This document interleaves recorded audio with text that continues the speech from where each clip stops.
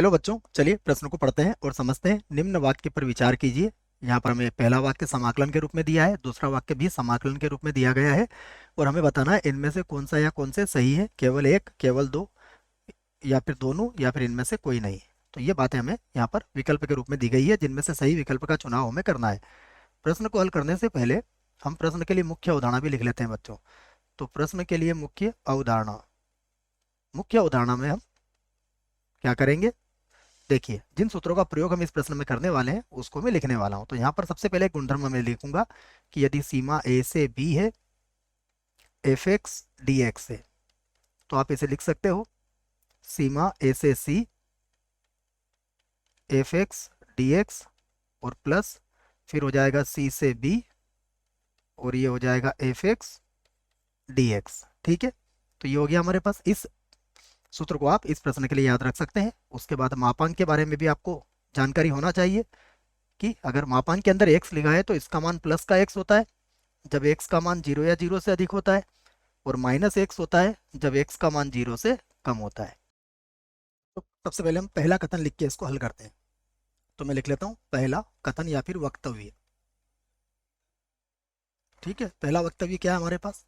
तो पहला वक्तव्य जो हमें दिया गया है मैं उसे लिख देता हूँ। ये है -π/2 से π/2। उसके बाद आ जाएगा वर्गमूल के अंदर, ये है cos x माइनस cos की घात 3x, और ये हो गया dx, और बराबर कितना है, बराबर 3/4 है। और हमें देखना है कि ये सत्य है या फिर असत्य है। तो हम क्या करते हैं, इसका बायां पक्ष लेते हैं और इसे हल करते हैं। यहां से मैं इसका बायां पक्ष लिख देता हूं। बायां पक्ष, बायां पक्ष देखें तो ये हो जाएगा -π/2 से π/2, वर्गमूल के अंदर होगा cos x माइनस cos की घात 3x dx। यहाँ पर मैं गुणधर्म लगाऊंगा जो आपको याद होना चाहिए कि हमें पता है यदि -a से a सीमा है एफ एक्स डी एक्स में, तो ये बराबर होता है 2। अब 0 से a तक की सीमा हो जाएगी एफ एक्स डी एक्स, जब जब एफ ऑफ -x किसके बराबर हो, एफ एक्स के बराबर हो। तो याद रखें जब समफलन होता है तो आप ये काम कर सकते हो। तो इस गुणधर्म में देखेंगे तो अगर cos माइनस थीटा की बात करें तो cos माइनस थीटा बच्चों cos थीटा ही होता है, इसलिए ये समफलन होगा। और जो कि ये समफलन है तो हम इसको ऐसा भी लिख सकते हैं। तो बराबर, अब 2, अब सीमा हो जाएगी 0 से π/2, और वर्गमूल में वैसे ही रह जाएगा। चाहो तो यहाँ से cos आप कॉमन भी ले सकते हो, 1 minus cos square x dx बराबर 2। ये हो जाएगा 0 से π/2, 1 माइनस cos स्क्वायर x क्या होता है बच्चों, sin स्क्वायर x, तो ये हो जाएगा sin x। वर्गमूल के बाहर ले लेंगे इसको, और वर्गमूल के अंदर कितना आ जाएगा, cos x dx। अब हम इसका समाकलन कर सकते हैं, तो हमें cos x को t मान लेते हैं जिससे कि हमारा sin x dx हट जाए। तो मैं लिख लेता हूँ माना cos x बराबर t। यदि cos x को हम t मानेंगे तो cos x का अवकलन कितना होता है, माइनस का sin x।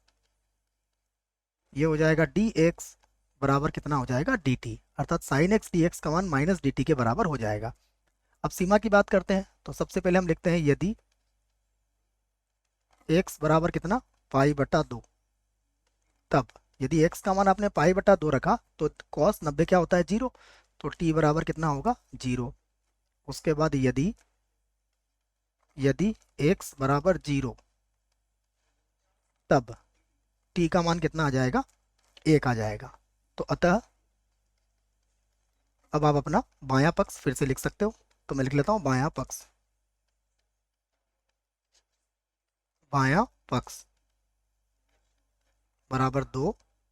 अब सीमा क्या चलेगी, 1 से 0। देखिए sin x dx तो माइनस dt के बराबर हुआ, तो वर्गमूल के अंदर कितना आ जाएगा, t, और यहाँ आ जाएगा माइनस का dt। अब हम इसका समाकलन कर लेते हैं। तो -2 को तो मैं बाहर कर देता हूँ, इसका समाकलन करेंगे तो टी की घात कितना हो जाएगा, 3/2, और बटे में भी कितना आ जाएगा, 3/2, और सीमा रख लेंगे 1 से 0 तक। अब 3/2 है तो ऊपर जाके ये 4/3 हो जाएगा, तो ये हो गया माइनस का 4/3।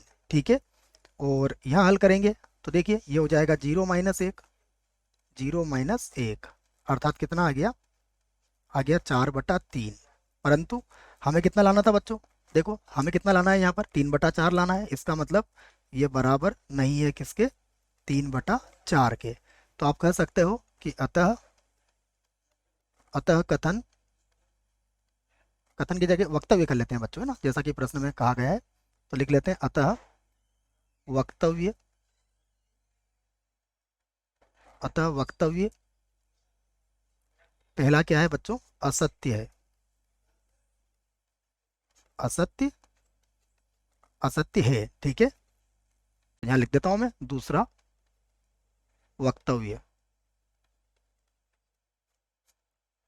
दूसरा वक्तव्य क्या है, देखिए सीमा है इसकी 0 से 4, देखना पड़ेगा, और के अंदर है x - 1, फिर के अंदर है x - 3, और इसको हल करने पर कितना बताया जा रहा है, 10 ना, 10 ही है ना, ये लीजिए।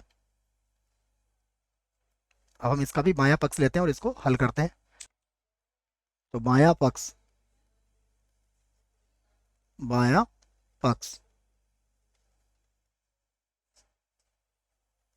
तो इसकी सीमा हो जाएगी 0 से 4, मापांक के अंदर है x - 1 dx, इसको अलग कर देता हूँ। फिर 0 से 4, मापांक में है x - 3 और dx, इसको हल कर लेते हैं। देखो सबसे पहले 0 से 1 के मध्य इसको सीमा रख देंगे, तो 0 से 1 के मध्य देखो x - 1 का मान ऋणात्मक आएगा, तो माइनस लगा देंगे, और ये हो जाएगा x - 1 dx, प्लस अगली सीमा क्या ले लेंगे, 1 से 4। ठीक है, तो इसको ले लेंगे 1 से 4, और 1 से 4 में देखो x - 1 का मान धनात्मक आएगा, तो धनात्मक ले लेंगे x - 1। ये मापांक का गुणधर्म आपको मैंने मुख्य अवधारणा में लिखवा दिया है बच्चों। अब देखिए x - 3 है तो 0 से 3 में क्या रहेगा, ये ऋणात्मक, तो मैं माइनस लगा देता हूँ यहाँ पर। तो माइनस, प्लस की जगह माइनस लगाना पड़ेगा यहाँ पर, क्योंकि सीमा ले रहे हैं 0 से 3। तो माइनस 0 से 3 के मध्य x - 3 का मान ऋणात्मक आएगा बच्चों। ठीक है, तो ये हो गया x - 3 और dx। उसके बाद 3 से 4 सीमा ले लेंगे जिसमें धनात्मक रहेगा, तो 3 से 4 x - 3 और dx बराबर, कर दिया इसका समाकलन। देखिए तो इसका समाकलन क्या आएगा, x² / 2 -x, सीमा है 0 से 1, प्लस x² / 2 -x। ठीक है, और इसकी भी सीमा कितनी है, 1 से 4, फिर माइनस ये होगा x² / 2 -3x, और सीमा है इसकी 0 से 3, प्लस फिर से लिखूंगा तो ये होगा x² / 2 -3x, और इसकी सीमा कितनी है, इसकी सीमा है 3 से 4।